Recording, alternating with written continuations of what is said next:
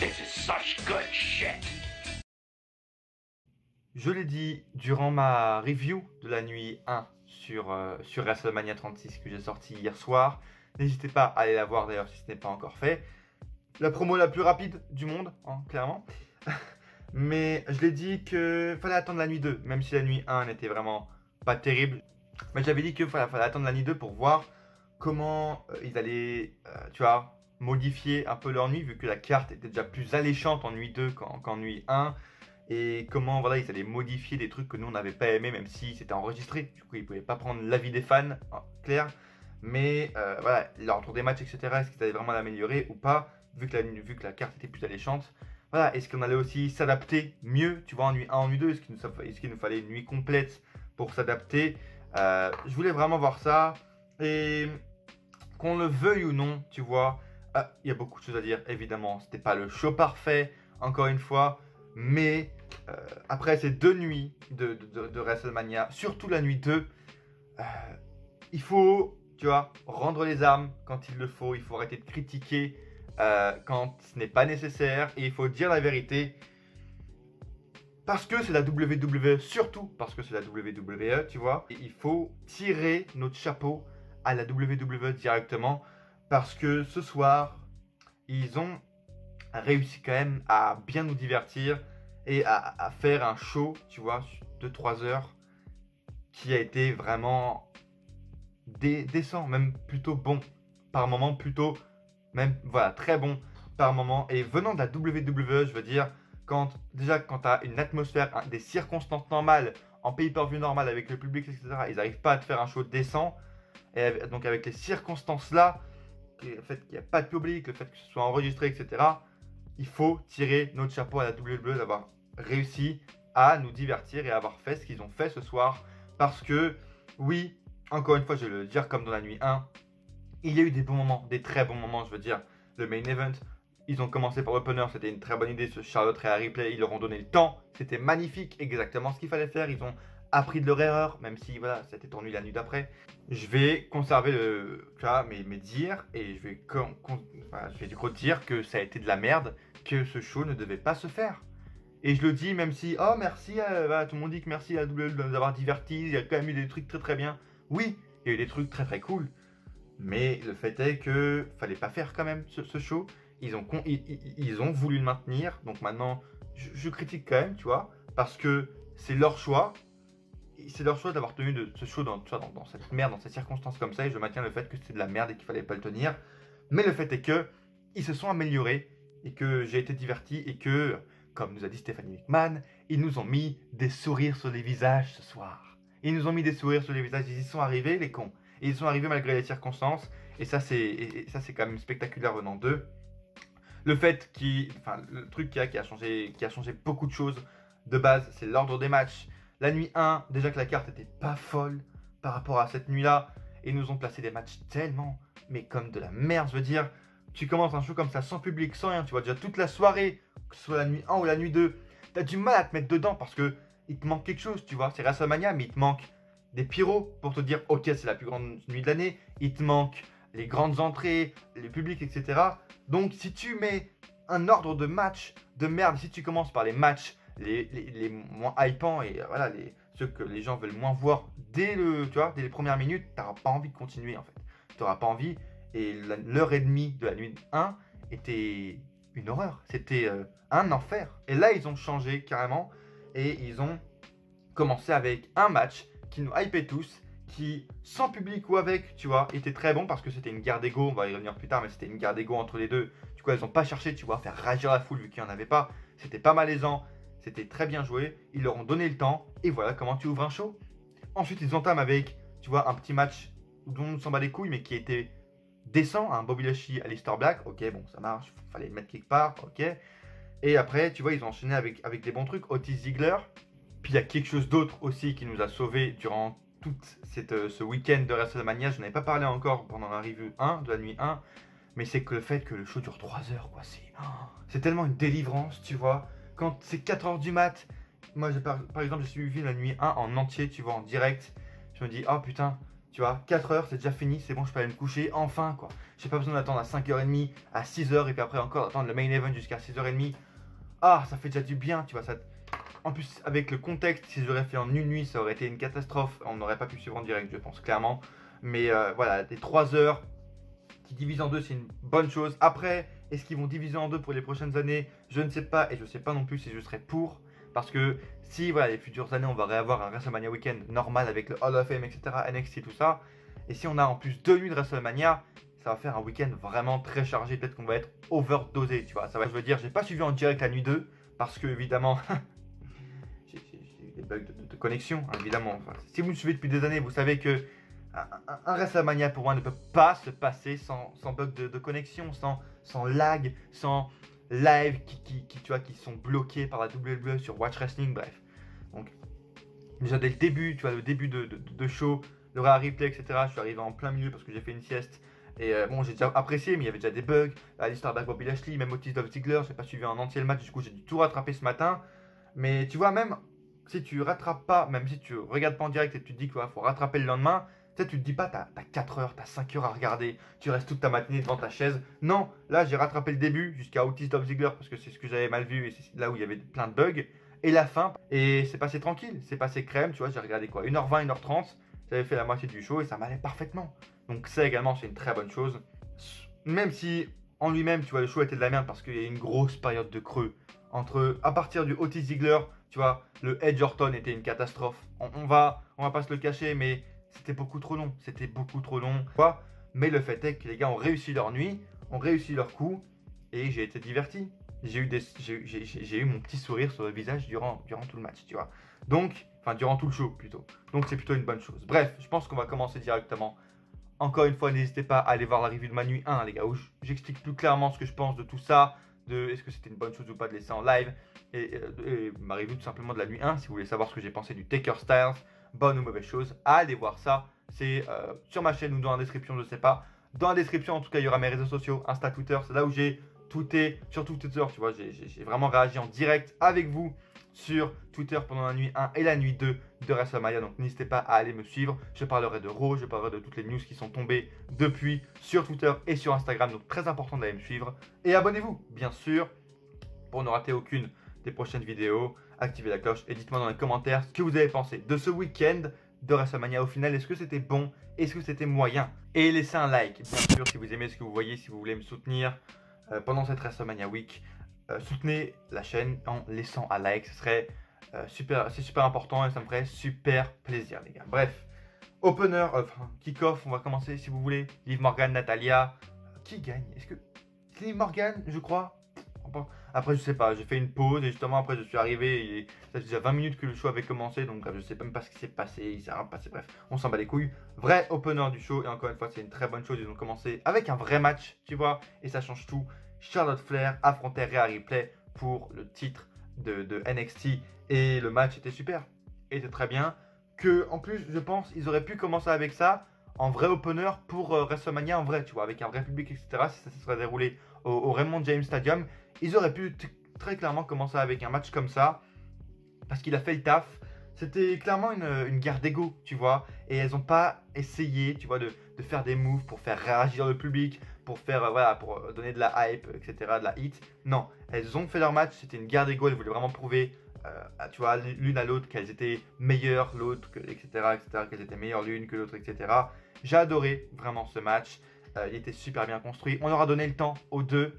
Et quand on leur donne le temps à Rhea Ripley, quand on donne le temps à Charlotte Flair, elles te font quelque chose d'exceptionnel, de magnifique, de super bien construit et de super agréable. C'était super agréable, bien dynamique. Il n'y a pas eu de temps mort et ça, c'est super pour le temps. Du coup, pour le temps qu'on leur a donné, par exemple, ce qu'on va reprocher, le gros point négatif pour moi du Edge Orton, c'est-à-dire des temps morts, les gars se reposent, encore plus c'est un last man standing, bref. Là, c'était sans temps mort, donc ça aide vraiment. Les sellings des deux également. Même si on aurait pu comparer ça à un film de cul comme l'opener de la nuit 1, le fait est que les deux ont vraiment bien vendu, ça nous a aidé, tu vois, elles ont vraiment, par exemple, Rhea Ripley a bien vendu son genou, a bien vendu le fait que tu vois, elle était à l'agonie, que c'était vraiment des prises qui lui faisaient mal, tu vois, à son corps, même Charlotte Flair, donc c'était très bien, il y avait du trash talk, et ça, c'est, clairement pour moi, c'était le point clé pour tous les matchs qu'il y a eu de bons dans ces deux nuits, c'est le fait qu'il y a eu du dialogue entre les superstars. Il y a eu du dialogue et ça comble, en fait, ça comble le vide audio de ce WrestleMania. La victoire, bon, la victoire était en fin de compte, était visible à 15 000 km. T'as ton adversaire qui s'appelle Flair, voilà. Donc à un moment donné, c'est vrai que voilà, Charlotte Flair reprend le titre au final, encore une fois avec son figure A-Lock. J'ai pas aimé. La fin était cool par contre. Le fait que Rhea Ripley se batte, tu vois, jusqu'à la dernière prise, jusqu'au dernier moment. La meuf essaie de se battre même quand elle est en figure 8, elle essaie de donner des coups de poing, etc. alors qu'elle a mal. C'est très très bien. C'est ça justement qui va faire que ce match, en fin de compte, je pense, ne va pas la décrédibiliser. Elle va revenir à NXT, elle sera forte, même si elle a abandonné. Mais le fait d'abandonner, je veux dire, tu peux pas faire un natural selection et hop, tu vois, un pin sur Rhea Ripley au lieu de la faire abandonner comme avec Asuka. Je trouve que c'est pas super. J'ai clairement kiffé ce match. Pour moi, c'est quand je regarde un des meilleurs matchs de la soirée, voire même des 2 nuits. On leur a donné le temps et c'était parfait. Bravo à elle. Aleister Black, ensuite on a enchaîné avec Aleister Black contre Bobby Lashley. C'était bon, fallait le placer quelque part. En deuxième, ça fait pas de mal, ça a vraiment pas fait de mal à la dynamique du show. En plus, qui dure 3 heures, ça c'est un très bon point. Je vous l'ai dit déjà, mais qui dure 3 heures. Donc c'est-à-dire qu'il n'y a pas de, tu vois, il y a pas de temps mort, il n'y a pas des interviews dans les backstage qui servent à rien ou des promos ou quoi qui servent à rien. C'est très bien, on enchaîne directement, ça va, c'est bien plus digestif. Le match a duré 7 minutes. C'était clairement un match qui avait, c'est clairement le type de match qui a besoin de public parce que les deux ne parlent pas. Aleister Black ne va pas trash talk. Bobby Lashley n'a pas d'improvisation dans ses prises, c'est incroyable, donc il va pas avoir d'impro non plus dans ses paroles. On appréciera le selling de Bobby Lashley à la fin pour le Black Mass, parce que c'est Aleister Black évidemment qui remporte ce match, ça me paraissait logique. Oh là là, attention, Bobby Lashley a perdu à cause de Lana. Qu'est-ce qui va se passer? Est-ce que les deux vont se séparer? Est-ce qu'on va avoir l'angle de divorce entre les deux? On a tous hâte de voir ce qui va se passer entre Bobby Lashley et Lana. Oh putain, ils nous ont divertis, c'est trop bien, c'est la hype, oh putain. Bref. Et là, on arrive sûrement à l'un des meilleurs matchs et qui aurait été clairement un des meilleurs moments à la Kofi, tu vois, de l'année dernière. Otis affrontait Dolph Ziggler. J'ai déjà bien kiffé, tu vois, en live quand j'ai su, même s'il y avait des bugs à ce moment-là. C'était horrible, j'ai pas suivi d'entrée. Quand Mandy est arrivé, il y a eu des bugs, etc. Je l'ai regardé ce matin, tu vois, et j'ai enchaîné les 3 matchs là. Parce que même s'il y a eu un Aleister Black Bobby Lashley, je me suis pas ennuyé pendant toute la première heure de show. Et c'était magnifique. Et ce match était clairement... même si au niveau du in-ring, il n'y a pas grand chose, on va pas se le cacher, c'est un match, voilà, ils font des prises basiques, mais il y a une histoire derrière et l'histoire mérite WrestleMania. Tout simplement, l'histoire mérite WrestleMania et on a tous kiffé, je pense qu'on a tous popé à la fin quand Mandy Rose, quand Otis a pris Mandy Rose dans les bras, quand elle a trahi Dolph Ziggler et qu'elle a embrassé Otis. Ça y est, les deux sont en couple. Je pense qu'on a tous eu, tu vois, ce petit sourire en mode BG, tu vois. BG, bien joué, mon petit Otis, vraiment, frérot, t'as assuré, tu vois. On a tous ce petit sourire, je pense qu'on a tous popé, et je pense que ça aurait été clairement le meilleur moment de WrestleMania, nuit 1, nuit 2 confondu, s'il y aurait eu de la foule. Moi, personnellement, je sais pas vous, mais pendant plusieurs matchs, tu vois, pour aider, tu vois, pour m'aider à mettre dans l'ambiance, j'essayais des fois d'imaginer la réaction de la foule, les chants qu'ils allaient avoir, genre les This is Awesome, etc. Là, j'ai clairement imaginé les Otis, tu vois, les This is Awesome, les Yeah, quand Mandy Rose allait embrasser Otis. Et ça m'a clairement aidé. Et je pense qu'avec la foule, ça aurait été, bon, peut-être pas non plus, tu vois, comme Kofi l'année dernière, mais presque, tu vois, parce que l'histoire est derrière. Donc même si le match n'est pas cool, c'est super. C'est tellement satisfaisant, kiffant. Mandy Rose, du coup, fait un face turn comme c'était prévisible. Sonya Deville, par contre, qui accompagne Dolph Ziggler, je suis pas très fan. Ça me fait chier pour Sonya Deville parce que là, voilà, c'est elle qui est passée pour la heel et c'est clairement pas elle qui va être pushée dans les futures semaines. Donc, c'est pas encore maintenant, tu vois, aujourd'hui qu'on va enfin voir les capacités de Sonya Deville et qu'on va la voir dans un title shot. Sonya Deville, ça me fait chier. Voilà, je voulais parler de Sonya Deville parce que chaque fois que j'ai un petit moment pour parler de ma petite favorite, Sonya Deville, je le place. Et j'ai hâte de voir ce qui va se passer avec Mandy Rose et Otis dans les futures semaines. C'est bravo, c'est magnifique. Edge affronte Randy Orton dans un last man standing match. Bon, déjà j'avais un peu bugué en live quand j'ai vu le placement de match. Mais bon, après j'ai réfléchi que bon, tu pouvais pas le mettre ailleurs qu'au milieu du match. Après les 2 main events qu'il y avait au final, tu étais obligé de le mettre là, tu vois. Ça va être un sujet épineux, tu vois. Beaucoup disent, ok, c'est bien, très clairement ce qu'il fallait faire. Oui, il a été long, mais bon, c'est l'histoire qu'ils ont racontée. Et il y a des gens comme moi qui vont dire que c'était malaise. Malaise pendant presque tout le long du match en fait. Parce que oui, alors évidemment, il y a eu, enfin je veux dire, la chose pour moi qui m'a fait, et je pense qu'il nous a fait tenir pendant tous les... Combien ça a duré? 30 minutes? Je vais aller voir ça tout de suite. Ça a duré 36 minutes. Près de 40. Oh, c'était imbuvable. Imbuvable. Le 40 minutes entre Edge et Orton, et ça me fait mal de dire ça. Mais dans des circonstances comme ça, tu n'aurais pas dû faire un match aussi long. Clairement. En plus, c'est un last man standing. Je veux dire, c'est déjà assez malaise comme ça quand le mec compte 1, l'arbitre compte 2, l'arbitre 3. Ce qui nous a fait tenir, pardon, durant ces 40 minutes, c'est voilà, le fait que, voilà, des points positifs, et c'est le fait que Edge et Randy Orton savent nous vendre les prises, ont un bon storytelling, malgré le fait qu'il y ait voilà, un vide audio. Les gars ont fait un bon storytelling, leurs expressions faciales sont énormes, sont magistrales, ils vendent très bien également les coups, tu vois, c'est Randy Orton qui vend, tu vois, les coups de Edge à l'agonie quand ils font des grosses prises, etc. Edge pareil, les coups de chaise ou quoi, il les vend comme s'il était à l'agonie, il y a des bruits des bruits de souffrance, etc. qui nous font ressentir la douleur et qui nous aident un peu à tenir. Et voilà, ce qui nous a fait tenir, c'est tout simplement le talent de Edge et Orton pour nous raconter les histoires avec leurs expressions faciales, etc. La fin est très émouvante avec Edge qui a commencé à chialer, les gars, j'avais les larmes aux yeux.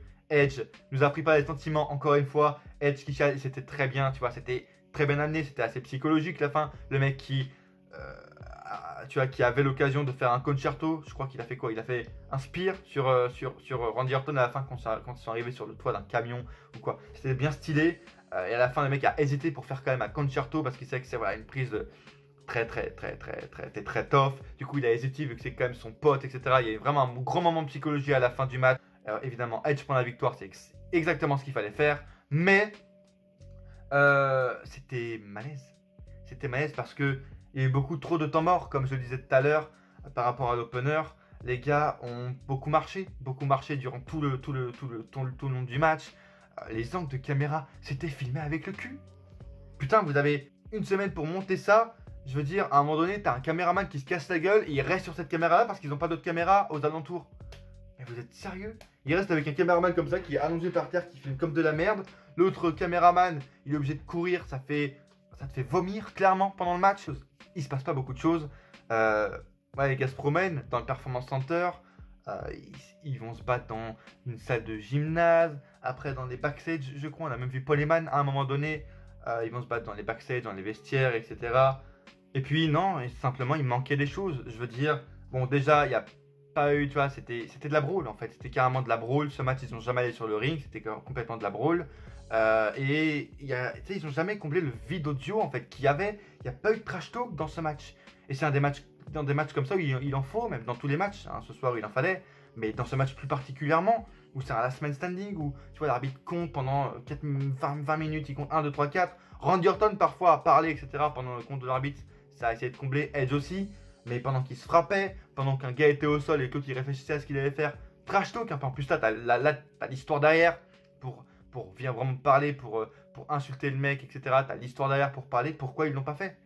Et puis quand tu vois les mecs qui se déplacent, qui déplacent un truc, ça fait du bruit, on n'entend que ça. Non, pour moi, ça me fait chier, mais je suis déçu. Je suis déçu par ce match. Et clairement, c'est peut-être, dites-moi vous dans les commentaires ce que vous en pensez, mais c'est peut-être l'un des matchs qui aurait mérité, comme pour un Styles ou Taker, d'être filmé de manière cinématographique, tu vois, d'être enregistré, d'être monté ensuite plus tard, et un peu des fois d'être filmé de façon film, tu vois, pour qu'on ait moins de temps mort, parce que ça c'est clairement les deux points négatifs, c'est le temps mort et le vide audio qui fait Malaise TV. Malaise TV, oh, incroyable. En plus c'est dans le Performance Center, je veux dire Edge, Randy Orton dans une salle de muscu, en plus ils passent dans des petits chemins des fois qui sont mal éclairés et tout. On se croirait, je sais pas, dans une petite fédération indie quoi, c'est malaise, bref. Ensuite, si tu regardes en live, même pas en live, je pense, en différé ça devait être long, parce qu'ensuite t'as enchaîné avec les Street Profits contre Austin Theory et John Garza là. Bon, entrée déjà malaise. Et dès les premières secondes, j'ai déjà envie de foutre une droite à Angelo Dawkins. Donc comment tu veux que je survive au match? Comment tu veux que j'aime le match? Il s'est rien passé, c'était un match typique d'Euro, de SmackDown. À la fin du match, tu vois, tu as Austin Theory et Angel Garza qui attaquent les champions. Bon, ça veut dire que sûrement la rivalité va continuer, je suis pas très pour. Zelina Vega intervient pour aller tu vas frapper Montezford. Et puis t'as Bianca Belair qui arrive. Bianca Belair qui arrive, tu vois, pour aller défendre son mari, tout ça, parce que, oh, allez, on a que ça à faire, autant en profiter, c'est WrestleMania, il n'y a pas de public, ok. Et donc à la fin du match, t'as une femme, Bianca Belair, qui célèbre la victoire. Ça n'a aucun sens. Qui vient défendre son mari, qui est champion, pour aller célébrer. Non, j'ai pas du tout accroché à ce match, vraiment. On a enchaîné encore ensuite avec un Bayley, Tamina, tout ça, Sasha Banks. Pourtant, j'avais quelques attentes. Hein. Je vous l'ai même dit dans ma vidéo pronostic, j'avais quelques attentes.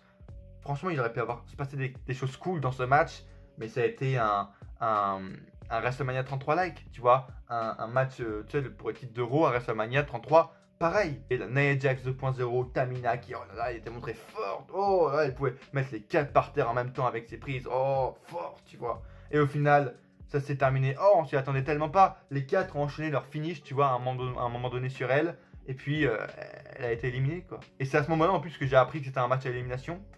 Parce que à ce moment-là, j'avais la tête dans le cul quand je regardais en direct. Je savais même pas que c'était un match par élimination. Tamina n'a rien fait, alors qu'elle aurait pu faire plus. La plupart, que ce soit même Sasha Banks, Bayley, Naomi, elles ont dormi la plupart du temps. Je veux dire, dès les premières minutes, t'as Tamina qui, on la voit comme ça, elle contre la barricade, comme ça, elle regarde, elle vend une, je sais pas, elle a vendu quoi, une corde à linge pendant 5 minutes. Je crois qu'il y a une altercation à un moment donné entre Bayley et Sasha. Du coup, l'autre pousse, Sasha, Lacey Evans fout une droite, tu vois, fout son finish à Sasha Banks pour l'éliminer. Je m'y attendais clairement pas, je croyais vraiment que du coup Sasha Banks allait prendre la victoire et prendre le titre, pas du tout. Et quand j'ai vu Lacey Evans Bayley, j'ai fait ok, ils vont donner le titre à Lacey, tu vois. En plus, il y a une altercation entre Bayley et Sasha, mais pas du tout. Au final, Sasha va aider Bayley alors qu'il y a une altercation entre elles, va l'aider et Bayley conserve le titre en éliminant Lacey Evans. À la fin, tu as Sasha Banks qui hésite à donner le titre, etc. à Bayley. Les deux s'en vont du ring séparément. Les deux s'entraident, mais en même temps, elles trichent. En même temps, il y a des altercations entre elles, mais elles cèdent pour gagner le match. Mais ça va sûrement partir en 1v1 entre elles. Autant donner le titre à Sasha maintenant. Ça aurait été vraiment parfait pour mettre la fin à ce règne de Bayley. Inconcevable, nul, irregardable, enfin chiant quoi. Chiant, tout simplement. Bref, j'ai pas non plus aimé ce match de fou parce que c'était, voilà, il y a eu beaucoup de botch en plus de ça. Et les meufs ont dormi pendant 5 minutes et c'était un match. Et on passe au deux main event de la soirée. C'est là où tu vois où je suis parti dormir parce qu'il y avait des bugs et j'avais vraiment envie de voir ces matchs en vrai, tu vois, sans bugs. Bray Wyatt, The Fiend affronte John Cena. Et clairement, c'est pas du tout pareil. Pas du tout la même ambiance que pour le Styles Taker. Et je vous avoue que je sais pas quoi en penser sérieusement. J'ai bien aimé, tu vois, j'ai bien aimé. J'ai bien aimé le fait que le Thuganomics aille s'affronter à Bray Wyatt, que le mec trash talk Bray Wyatt, qu'ils aient un peu retracé la carrière des deux lutteurs. C'était pas mal, mais j'aurais attendu plus en fait. Tu vois, j'aurais attendu des explications, par exemple, sur le fait, sur les caractéristiques du Fiend, pourquoi il est devenu The Fiend, etc. Sur les caractéristiques de Bray Wyatt maintenant, pourquoi il a deux personnalités, tout ça. J'aurais attendu plus de réponses en fait durant ce match. Mais c'était vraiment pas mal. On a eu vraiment des moments légendaires. Je veux dire, le This is such good shit de Vince McMahon qui commentait, etc. Avec tu vois, sa marionnette qui commentait. Le mec dit This is such good shit. Belle référence à Vince McMahon, c'était magnifique. Et le match était plutôt bien monté en plus, vraiment bien monté. On a eu le point de SmackDown en plus qui a refait son apparition. C'est plutôt pas mal qu'ils aient retracé la carrière de John Cena aussi à travers de celle de Bray Wyatt, qu'ils ont montré, tu vois, le fait que quand Bray Wyatt a perdu face à Cena, ça a changé quelque chose en lui. Ils ont fait revenir un peu Bray Wyatt tu vois, quand il était en 2014, sa période en 2014, sa période ensuite en 2007-2018 je crois, et puis en Husky Harris également, à un moment donné où John Cena fout les droites, tu vois, tue un peu Husky Harris, ça a été un peu raconté, tu vois, et tue un peu Bray Wyatt dans ce sens-là. Mais c'était pas clair, j'ai trouvé, tout était pas clair, et puis j'attendais plus, en fait, plus de réponses, comme je vous l'ai dit. Je voulais que ça parte plus dans le psychologique, c'était un peu dans le psychologique, mais je voulais pas que ça parte encore plus là-dedans, et qu'on parte plus, en fait, oui, sur l'histoire de Bray Wyatt, du Fiend, ce qui se passe avec lui, pourquoi il est là, pourquoi il a été créé, pourquoi il est là, pourquoi il est aussi violent, pourquoi il se rappelle, tu vois, plein de réponses à pourquoi, qui est The Fiend, en fait. Et en fin de compte, le Fiend, dans l'histoire, dans le match qui a duré pas longtemps, en plus 15 minutes, c'était pas super long, et ben il a paru 15 secondes, The Fiend. Alors que pour moi, ça aurait dû être clairement l'arc principal de ce match, ça aurait dû être le Fiend. Qu'est-ce qui a amené Bray Wyatt depuis ce qui arrive, tu vois, qu'est-ce qu'il a amené à être The Fiend plus tard et à se dédoubler en 2 personnages. Ça, je trouve, ça a été mal raconté. Mais par exemple, on n'a pas eu trop les marionnettes qui sont intervenues, les marionnettes de Bray Wyatt, Rambling Rabbit, etc. Elles ne sont pas intervenues beaucoup. Et oui, on n'a pas eu d'explication sur pourquoi The Fiend. Donc, je reste un peu sur ma faim pour ce Firefly Funhouse. J'aurais déjà attendu un match plus long et plus de réponses au final. C'est pas ce qu'on a eu. Mais on va pas critiquer. C'était plutôt bien réalisé, c'était plutôt bien. Et j'ai passé un bon moment durant ce match, devant ce match. C'était même pas du catch, mais devant ce segment, j'ai passé un plutôt bon moment. Dites-moi vous dans les commentaires ce que vous avez pensé de ce match. Et enfin le main event qui s'est passé très très vite. Je n'ai même pas parlé en début de show, mais c'est pour ça que la soirée est historique ce soir. C'est Drew McIntyre qui affronte Brock Lesnar et qui devient notre nouveau champion de la WWE.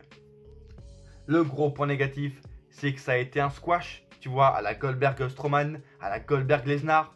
Le match a duré 3 minutes, 4 minutes. C'était, tu vois, il y a eu un Claymore Kick, 3-4 German Suplex, 2 F5, Lesnar, tu vois, McIntyre se dégage. Il a enchaîné 3-4 Claymore et fin du match. Alors que clairement, pour moi, ça aurait été l'occasion parfaite de mettre McIntyre en tant que top star, tu vois, et de faire un vrai match pour le coup avec Lesnar de 15-20 minutes où Lesnar est vraiment en difficulté et on montre que vraiment Drew est plus fort, plus solide que Brock Lesnar. Ça aurait été clairement l'occasion parfaite pour ça. Ils l'ont pas fait. Même à un moment donné, tu vois, tu as une incompréhension. Je veux dire, tu as McIntyre, vu qu'il est face, et ben il est à l'agonie, il est à genoux devant Lesnar, alors que ça aurait dû être l'inverse, tu vois. Ils auraient fait un vrai match. C'était un squash, c'était prévisible. Et bon, le fait est que Drew McIntyre est votre nouveau champion de la WWE. Il n'y a pas eu un grand moment, c'était pas avec la foule, etc. Il n'y a pas eu de pyro, il n'a pas eu une entrée spéciale pour le plus grand moment de sa carrière. Mais le fait est que c'est là et que je suis fier, content, tu vois, de me dire que au prochain Raw, quand ils redeviendront normaux, etc., on va accueillir Drew McIntyre en tant que champion de la WWE, tu vois. Aux prochaines éditions de Raw, le champion de la WWE sera Drew McIntyre. Et ça fait plaisir, ça fait 10 ans qu'on attend. Je suis content, tu vois, le sourire sort tout seul parce que enfin, Drew McIntyre est champion. Ça fait 2 ans, 2 ans depuis son retour qu'on le veut.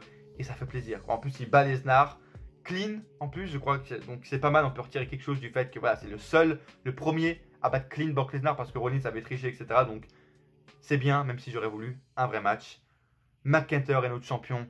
Et juste pour ça, la nuit, le show est historique et légendaire. Bref, merci de m'avoir suivi. N'hésitez pas vous à me dire dans les commentaires ce que vous avez pensé de ce show, évidemment, de ce main event. Est-ce que c'est bien de finir par un squash, le show? Bon, dans ces circonstances, on s'en bat un peu les couilles, j'ai envie de te dire. Lâchez un like si vous aimez ce que vous avez vu. Et si vous voulez me soutenir, le like, c'est le plus important. Abonnez-vous pour ne rater aucune des prochaines vidéos. Et évidemment, si vous ne l'avez encore pas fait, allez voir ma review de la nuit 1 qui est disponible sur la chaîne. Et est-ce que la nuit 1 était clairement mieux que la nuit 2? Je vous dis tout dans ma vidéo review de la nuit 1. N'oubliez pas d'aller la voir et restez connectés sur les réseaux Twitter et Instagram. Tout est dans la description, les gars. Et à coup sûr, on se retrouve dans une prochaine vidéo. Ou pas.